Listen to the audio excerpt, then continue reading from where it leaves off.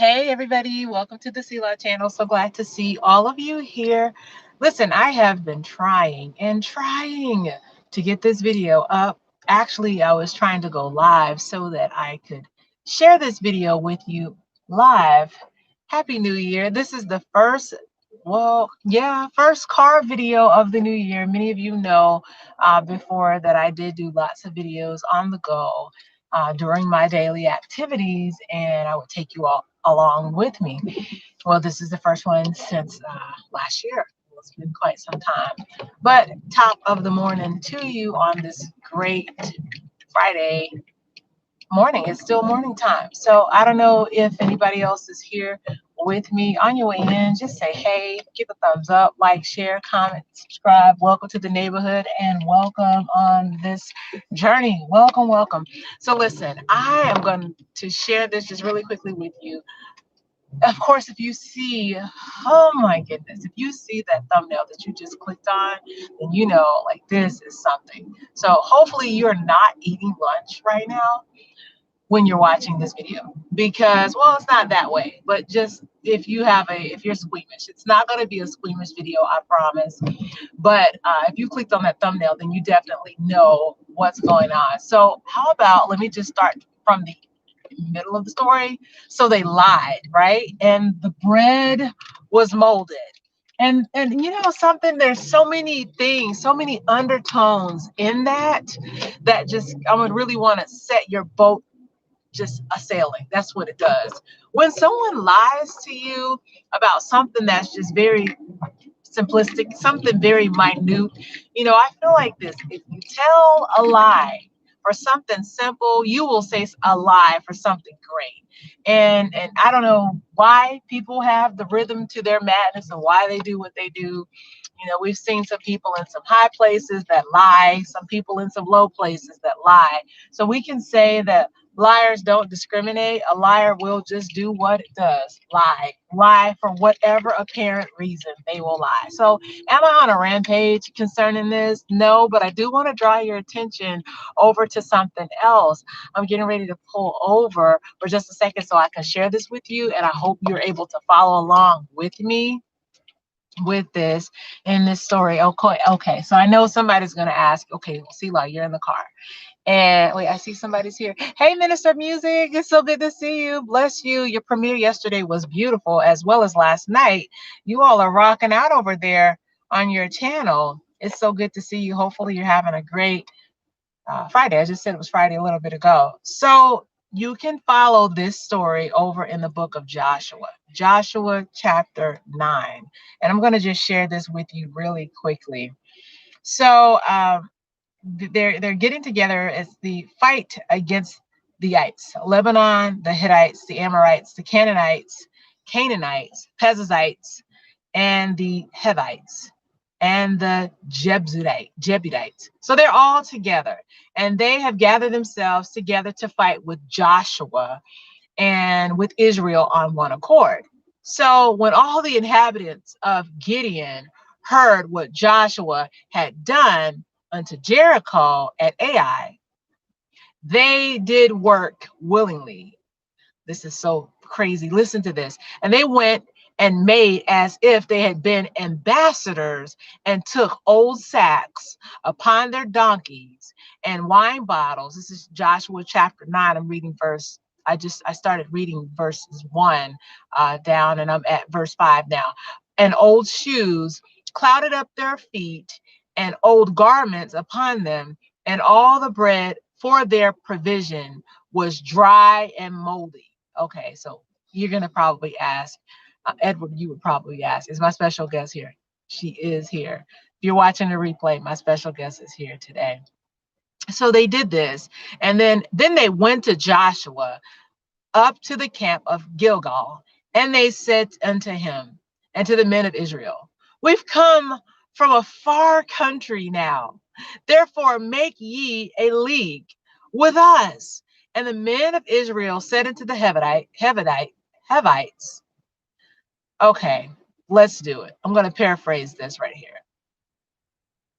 They don't dwell among us. And how should we make a league with you? You don't live near us. So then they said unto Joshua, we are thy servants. And Joshua said unto him, who are you?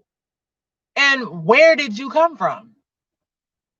They said unto him, from a very far country, thy servants have come because of the name of the Lord thy God, for whom we have heard of, the fame of him. We've heard of him and all that he did in Egypt.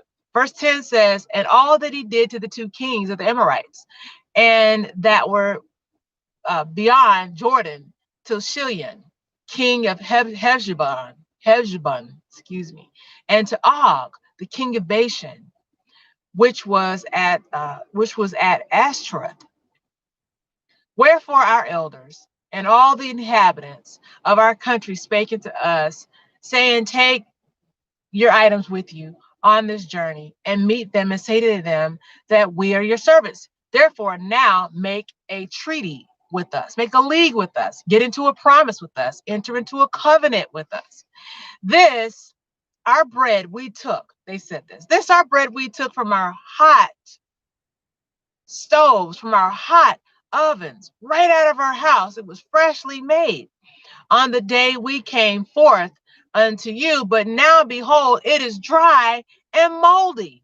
Verse 13 says, and these bottles of wine which were filled with new, behold, they are rent. And these are garments, and our shoes are become old by reason of a very long journey. And the men took out their items. They took out their all of their items, they laid them out, and he asked not counsel at the mouth of the Lord. So Joshua made a peace treaty with them and made a covenant with them and said that he wasn't going to do anything. We weren't going to fight. I'm not going to beat you up with them to let them live. And the prince of the congregation swear unto them. Okay, and it came to pass at the end of the 3 days after he made a treaty, a peace treaty, a league with them, that they heard that they were their neighbors. Now, come on. They heard that they were their neighbors with them. They heard that they were their neighbors with them, and they dwelt right next door to them. And the children of Israel journeyed, and they came into their cities on the 3rd day. Now their cities were Gibeon, okay, and Chereph, and Beeroth, and Karajerim. Here's the thing. And the children of Israel smote them not, because of the princes of the congregation had sworn unto them by the Lord God of Israel, and all the congregation murmured at the princes. Okay. So then they're complaining. They're like, excuse me, my eyes are like watering. I have to turn the vents down. But they're murmuring and they're complaining because they're like, well, wait a minute. We wanted to fight them. We were supposed to fight them. They were supposed to fight them. But what happened? They entered into a peace treaty. So why did I want to? Hey, Elizabeth, so good to see you. What did you miss? You always say that. We are just sharing a story about the moldy bread. Go back and watch the replay. Stay with me as well. But watch the replay and then you'll find out some other things that's going on. But I wanted to talk to you really quickly about this, because so often there are things that God tells us to do and God tells us not to do, and we push. Or God tells you to separate yourself from people, and you will not separate yourself from people because you like them. You think that they are beneficial to your life. You feel like they are adding to your life, when in all actuality, God sees the subtractions that they're doing. God sees that they're not making any additions to your life. And so, in a paraphrase, those people next door that were living next door in the neighboring city to Joshua and the children of Israel, they were not good people. They were not covenant keeping people. They were lying people. They did their own thing. They worshiped their own God. And God stated to them, cut off everybody that was around you. When they went in and they lied and they said, we brought hot bread out of the oven when we took it from our house for this journey. It was great. It was fresh, but now we took so long to get here. It's moldy and it's stale. You guys are lying. You lied through every teeth, every tooth in your head. You lied. And I want to say this: when you enter into a peace treaty with a liar, You can just bank on it. Bank on this. If they lie to enter into peace, what else will they lie about? They will lie in war. They will lie in battle. They will lie in peace. They will lie in their sleep. You can't trust them because you're entering into a peace treaty with a liar. You can't do that. And when God tells you to separate yourself, when God tells you to cut something off, literally, if it's cutting a TV off, cutting a television show off, cutting a group of people off, we don't like to say that. Yes, we are supposed to be loving in the neighborhood. Love your neighbor as yourself. Yes, we are supposed to do that.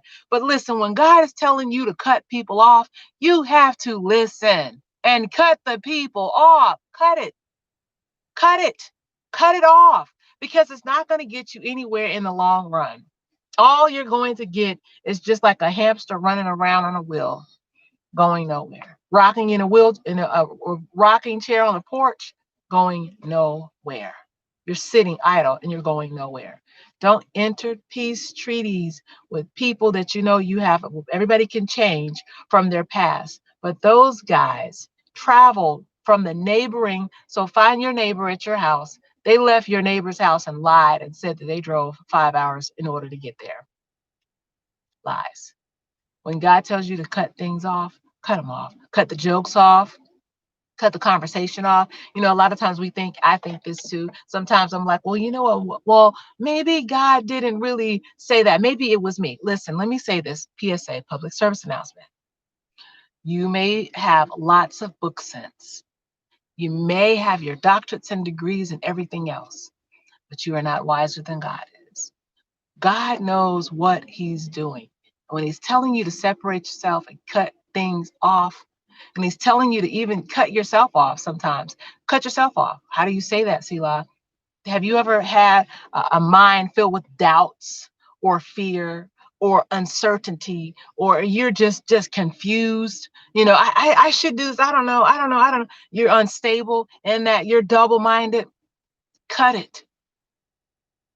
The Bible says a double-minded man is unstable in all of his ways. Is this a judgment? No, this isn't judgment. This is just saying, understand that you are wise, that you are smart, that you are fearfully and wonderfully made in the image of God. But when God is telling you to stop doing something, stop it. Going from afar, entering into a peace treaty with liars. We all can relate. They got in there, they lied, and the bread was molded. I'm going to say this. I'm going to get over to the comment section. Oh, thank you so much. Thank you so much, Minister of Music. I'm going to go ahead and wrap up, but I want to share this with you.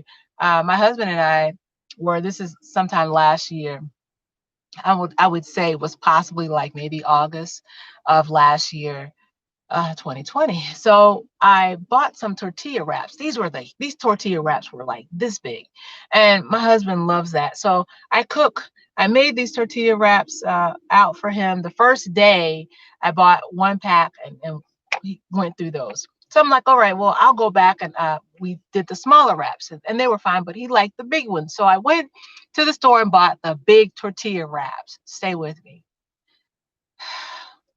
So he didn't eat any of the tortilla wraps. So I was like, well, now mind you, let me pause right here. This is not what I cooked. I'm saying the tortilla wraps that I bought from the store. I think they were Mission tortilla wraps. I opened the tortilla wraps one morning and I asked him, hey, do you want one?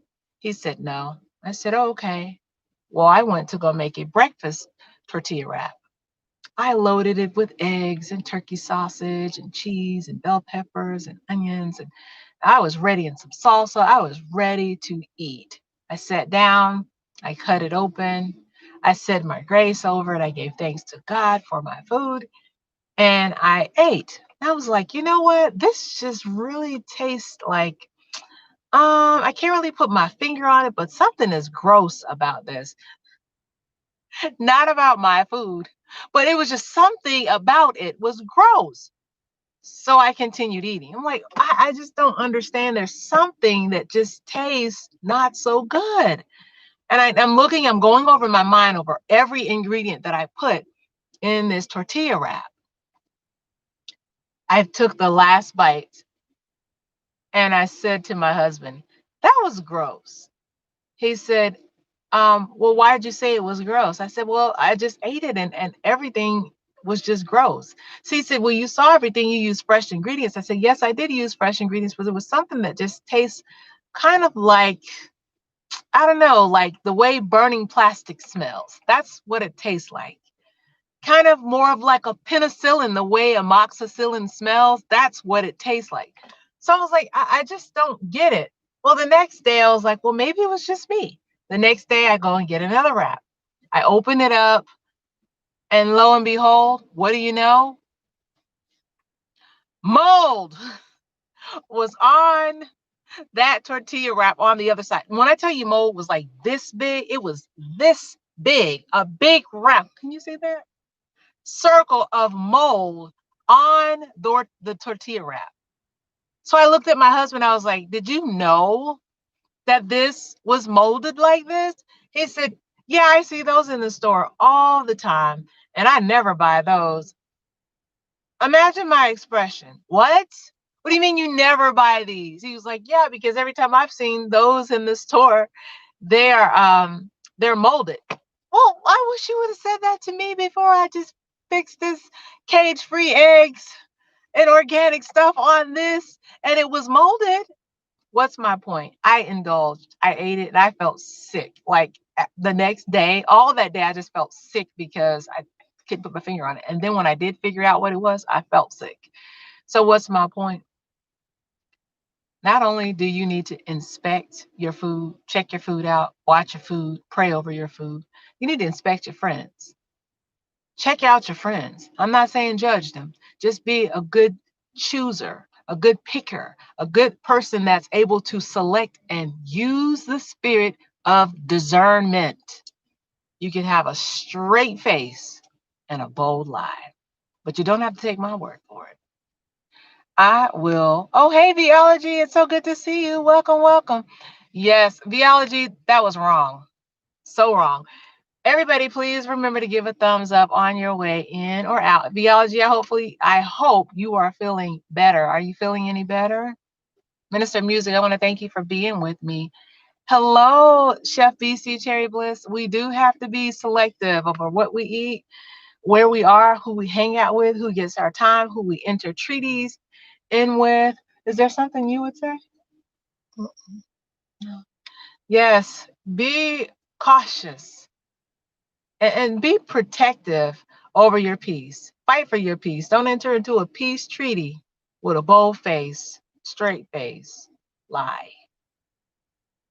Needless to say, it was a wrap for me. I will never, pun intended, I will never buy that brand ever again of those wraps. When I tell you the mold was disgusting, it was green and brown mold on the other side. So I'm like, if it looked like this, what did it look like when I ate it? Like, okay, like who needs penicillin now? Like, what? I don't need any. Not after what I just, but not after what I just ate. Disgusting. Let me see what you guys are saying. Okay. Yes, that's right. Minister Music, I can hear you. My God. Great biology. I'm so glad you're feeling better. Chef is saying, it's Mama Chef BC Cherry Bliss is saying, amen. Our eye and ear gates are precious, and we do have to be very, very protective over what we are allowing to enter in. And Elizabeth is saying, I am glad I heard this. Another confirmation. Elizabeth, yes, Mama Cherry BC Bliss, Chef. Minister of Music is speaking to you. He's saying, love you. Love you. All right. So, and okay. Yes. So, Elizabeth, if you've heard this before, would you say the same? This is confirmation. So, yes. I believe that if you're hearing this and you heard it once, you're hearing it again, this is a warning. You know, when we hear warning, we think bad, right? Like if that's bad. You hear warning, oh my God, something bad. Like, you know, the lightning bolt's getting ready to come out. Sometimes the lightning bolt is getting ready to come out, and sometimes it's not. Sometimes it's like the dummy light in the car, the gas light in the car. You're not going to run out right now, but it's going to happen. So, anywho, I wanted to